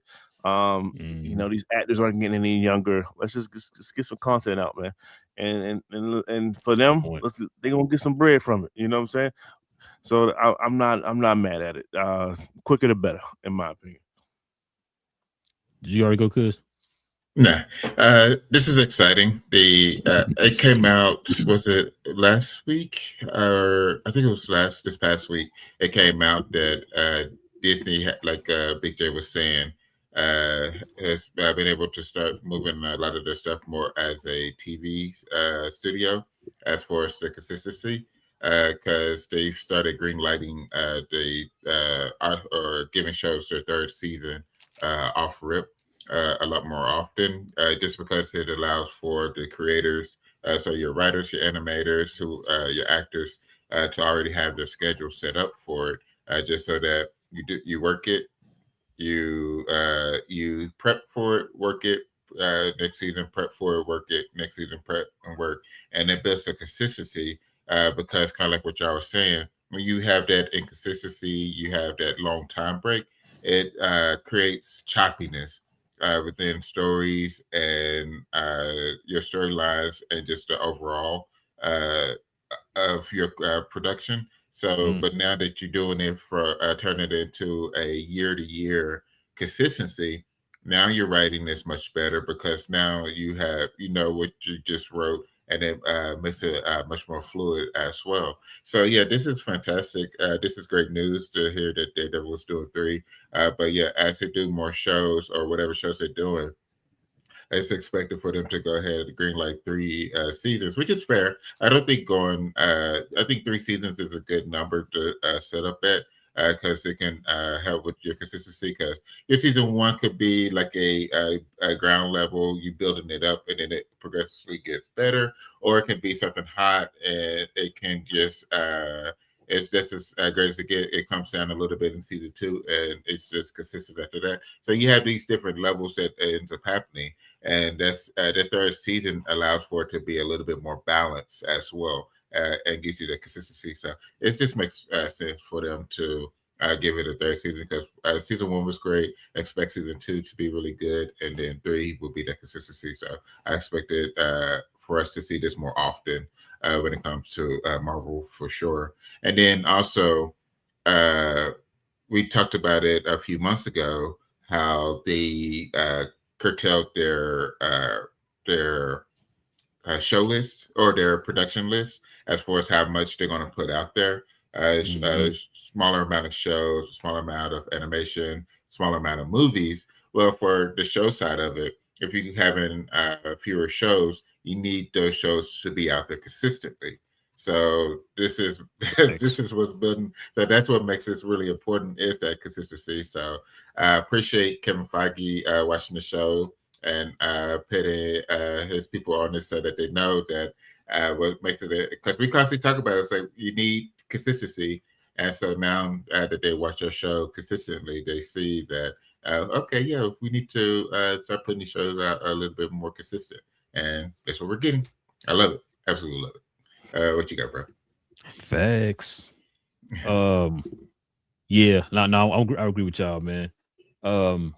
Now if so you saying you saying you think they're gonna end at 3? That what you're saying? Or you just saying no. That's that should be your baseline is 3, and then once you get your third, because I think you should always stay at least 2 seasons ahead. So they already greenlit 3. Let's say that they see 3. At that point, they need to go ahead and do 2. 4 and 5, like that. So let 3 be your starting point, and then you plan if it's going really great. Hey, go ahead and give additional seasons. If it needs to curtail, give it maybe one more season to give it an ending type of situation. That's all I'm saying. How many seasons y'all think this gonna go? This is at least going 6 or 7. Damn, think going 6 or 7. I was Yeah, thinking 4 or 5. it's your main. 5. It's the reason why I say 6 or 7 is because it's going to be your main show where you're feeding all your other TV or street level shows through. That's why I say 6 or 7. Yeah, I was gonna say more. I think 5. I'm with BJ. I think it's gonna be about 5. What would be your replacement show? They'll probably have something later on down the line. They'll have something else. Got different rumors already coming out already about different shows and stuff they're trying to do. And plus, the sky's the limit too after Secret Wars comes out. So yeah, that's very true. So you're gonna have a lot of options or whatever. So but yeah, you already know, cause they're like one of my favorite comic book characters of all time, bro. Any type of show. And what BJ, you just said something that kind of got me even more excited that this is going to strictly be Brad Winderbaum's project now in season 2 and season 3. Mm-hmm. So now we're gonna really get to see them kind of just flush this character out a little bit more and get a better look and get a better feel of the character. It might be more on that Netflix type of path that we was suspecting in the season 1. Like season 1 was good, but I did expect a little bit more or whatever. But we already talked about why that was the case or whatever. But yeah, I can't wait for this show to come out, man. It's one of the anticipated shows this season. Season 2 coming out. So I'm ready for that. And then if we get into season 3, then that means you already know we're gonna probably get some more cameos of like a Luke Cage or somebody like that. Because we already heard Coulter talk about coming back. We see when they're supposed to be shooting or filming or whatever. It's gonna start in a couple of months. And I don't think it's a coincidence. We might be getting Mike Coulter in season 3 of Daredevil. So yeah, y'all heard it here. I'm predicting it. I was gonna say one thing I was gonna say, part of the reason I think that they are starting to tighten up everything too, about a year ago we heard they were gonna start hiring showrunners, like regular shows, not just the movie producers, and have them do both. And because once again we saw when they were splitting duties as both movie producers and show producers, that the quality was falling. And so that's why now you got Brian Winderbaum as the head of the TV studio, and then you got showrunners actually running the shows who have a clear vision of the show and where the show should go, not only this season but next season. You can go into the writer's room and say, hey, I need you to write this, and we're going to do, these are things we want to accomplish this season. Go crazy, and then you can write your scripts, and you could approve and then make your punch-ups. And then once again, Winderbaum could tie that up to Feige to make sure everything fits in what he's doing. But it's more cohesive versus you having to always, sit on top of stuff and all that, and people with different agendas. So it's cleaner this way. And I think that now we're saying, oh, okay, now we can progress. Because like I said, last season of Daredevil, it was that split Frankenstein season where it was part of the old team and part of the new stuff. So they had to bring some of the guys back from the original Netflix to come clean it up. So that's what we're looking at now to see what this is going to look like now without the, we shot 5 episodes of one show and then we shot 6 episodes of another show and then put them all together, Facts. I agree. All right, fellas, let's turn the page, man, and get to these questions and comments. We can call it a show.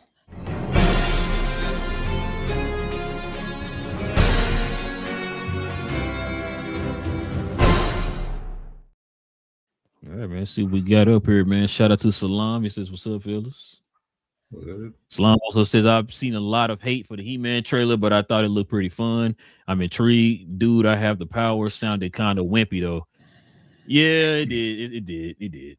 But, I mean, it is what it is, man. I'm just saying to make it better. Yeah. Go dub it. You know what I'm saying? They got he also Salam also says, hopefully Jared Leto uses his weirdo BS for good. And then Black says weirdo BS. Yeah. Use it for good, man. Yeah, they've been cooking Jared Leto online, bro. It's crazy. What I L say says that that's why they need to minimize the amount of people know that he's playing them. If you yeah. minimize it, I think it will help. Yeah, you probably not gonna hear his voice till like the last trailer. See, So, L says Darth Maul is my favorite. He said I screamed when I saw there was going to be a show. I'm also a big fan of the Bad Batch. Have y'all Same. done that show? No, we haven't done that one. I haven't really watched the Bad Batch. I think I watched like first like 5 minutes of it. I was just like, eh. I know that's like It's a good BA show. and Cuz it's like favorite like era, the Filoni era, but I mean it's not really my cup of tea. But like I said, hey, maybe that Darth Maul would change that. That's what I'm hoping. Gonna change it, Big J. Filoni we trust. Watch, hey, Big J gonna be wearing a T-shirt, man. Someone says, "How are some folks allowed to fail upwards? This better be one of the best scripts ever." That's what I mean. Listen, Oh my god, yeah. I'm not disagreeing with Big J, but I'm with Cuz. I'm praying that this is Just good. hope. I'm just holding out praying hope. this is good, man. Yes, like I don't want nothing I love to fail. You know what I'm saying? I pray that it's good. I mean, that's all I can say. That's really all I can say, bro. I can't say anything else other than that. I hope it's good. And hey, if she writes something and they don't like it, then they can probably move on to another writer or something and see if maybe they can give it. No, I mean, bro, they got a year, bro. I mean, god dang, bro. Like, come on, man. Yeah. Or maybe 2 years. Go to 26 because they're trying to get it maybe out by 28. Yeah. They gotta have a script though. You gotta have a script before they start shooting. I think they gotta have it. They gotta have it done by fall of this year. It has to be done. Yeah. They need to be in pre-production because they're supposed to be wrapping the shoot. They're wrapping production on the Batman 2 this year. So you gotta have it ready to go. And James Gunn likes to get the movies done early enough to where they can get the CGI and everything cleaned up as well. Now I wonder if that's just his way of doing it with his movies, or that's what he's going to expect for everybody. I'm not sure. So I mean, I would say after The Flash, he will want that for every movie. I heard that was the greatest comic book movie of all time, according to James. Oh man, James Gunn said that's the best. a good point, cuz that's a good point. That's a good point. So like I'm saying, we already know what they're gonna say. Yeah, you talking about the Wonder Man stuff. Yeah, I'm with BA. I can't wait to see. So we'll see though. Salam says what's coming out first. It said GTA 6, Blade, or Armor Wars. GTA 6, Blade. Hey, and then GTA got pushed back again, bro. So God. It's a tough. I hate everybody involved in these. Don Tito gonna need an actual suit just so he can walk by the time the show come out. Yep. Bro, I'm gonna say I got GTA 6. no, this is tough, bro. I don't know. Damn, I'm gonna say GTA 6, and they got pushed back again twice over the last like 2 weeks, bro. So I'm gonna say probably GTA 6, bro. That's crazy, man. Hey, Blade been in production longer than all the other two stuff. No, GTA 6 been years too now. No, I was joking. It was a joke. It had been years. Duke Nukem Forever or whatever. Yeah. But yeah, man, listen, we definitely appreciate y'all, man, geeking out with your boy. It was a good show today, man. I told you it was gonna be a long show. Definitely appreciate y'all geeking out with your boys, man. If y'all in out there in these elements, man, we pray that y'all stay safe out there, man. Keep your butts in the house. You got Netflix, you got Disney app, you got the HBO app, you got all the apps. Go out there and watch a movie or something, man. Get up under one of them heating blankets or whatever, man. You know what I'm saying? So all the good things. Stay in the house, man. But yeah, listen, we definitely appreciate y'all geeking out with your boys. If you're new to the channel, please do us a favor, hit that subscribe button. We do this every Tuesday evening, Saturday morning. So go ahead and do that for us. Also, too, man, everybody hit them likes for us. That'd be much appreciated. Hit them likes for us to help out to grow this channel, y'all. With all that being said, man, we'll be back here on Tuesday, man. It's your boy. We're gonna be watching Wonder Man. Get ready for Wonder Man on Tuesday, y'all. Mm-hmm. We're gonna talk about the first 2 episodes of Wonder Man on Tuesday. So get and ready. Fallout. Yeah, and the Fallout. oh fuck, I'm on Wednesday. So we'll talk about episode 6. It's 6 BJ. Episode 6 of Fallout. We on 6. It's 6. I thought 6. Yeah. I got it right this time, BJ. Yeah. So yeah, episode 6 of Fallout. The first 2 episodes of Wonder Man. We'll talk about the rest of the episodes of Wonder Man on the following Saturday. So we'll get ready for that, y'all. But like I said, with all that being said, it's your boy Rail. Got Cuz in the building. We got Big J and BA in the building. Cuz we geek. We talk about all things in the geek culture involving movies and television. Y'all do us a favor and stay geeked out there. And we out.